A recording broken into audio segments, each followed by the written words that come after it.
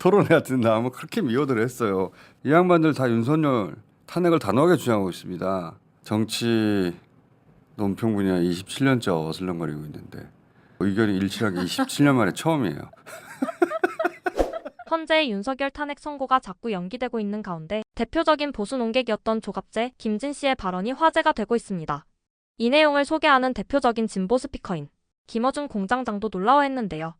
내란 속의 윤석열의 탄핵은 당연하고 헌재에서 8대 0으로 파면해야 한다고 하는데 그 내용 자세하게 들어보도록 하겠습니다. 그리고 이 보수 진영의 아주 오래된 논객들, 대표 논객으로 방송에도 참 오랜 세월 나왔던 분들인데 예를 들면 조갑재, 김진 이런 분들 이 진보 진영에서 오랜 시간 미워했던 분들이거든요. 토론회 같은 나오면 그렇게 미워들 했어요. 김진, 유시민 토론회 한번 보세요. 박근혜 탄핵 때도 반대하거나 이의 제기를 했던 분들이에요. 이분들은. 예.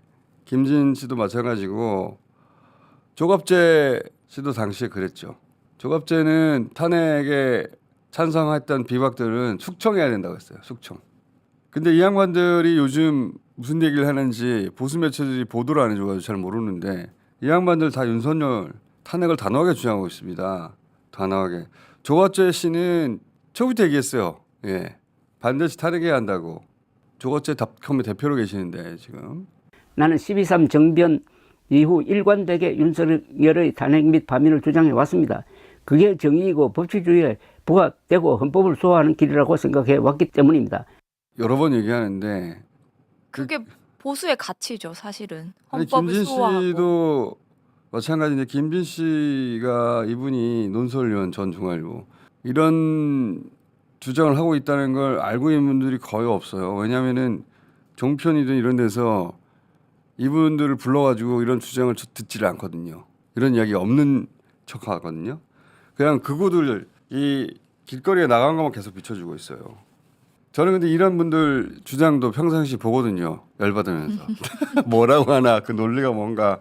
근데 최근에 야 이건 언젠가 내가 한번 소견하긴 해야 되겠다 싶은 이야기들 계속 하는데 김진 전 의원도 윤석열 탄핵이다 8대 0으로 그렇게 얘기해요. 예.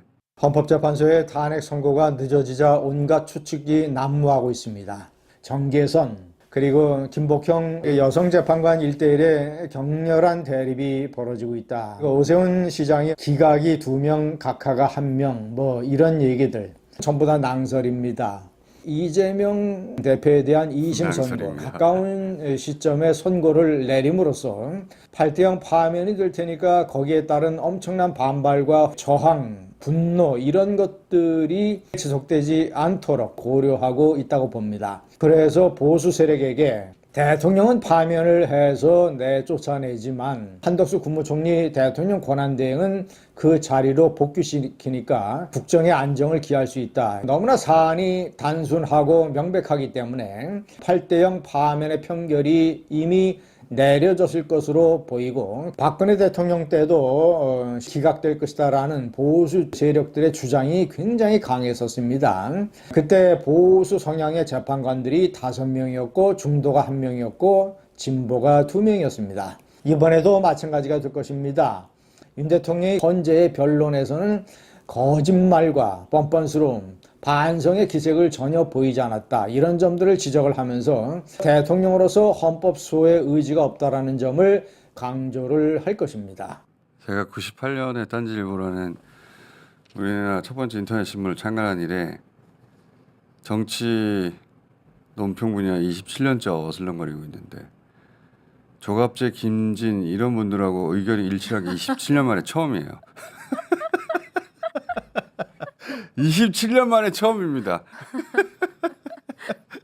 단 한 번도 의견 일치를 본 적이 없는데 윤석열 계엄은 그만큼 말이 안 되는 거예요. 돌아온다는 건 진보 보수를 떠나서 말도 안 되는 겁니다. 최근에 정경재 주필이 이재명 대표를 칭찬하더니 하여튼 옛날 어른들 말대로 오래 살고 볼 일입니다. 이런 영상을 제가 보다가 이런 주장을 김진 씨가 하고 있네. 예.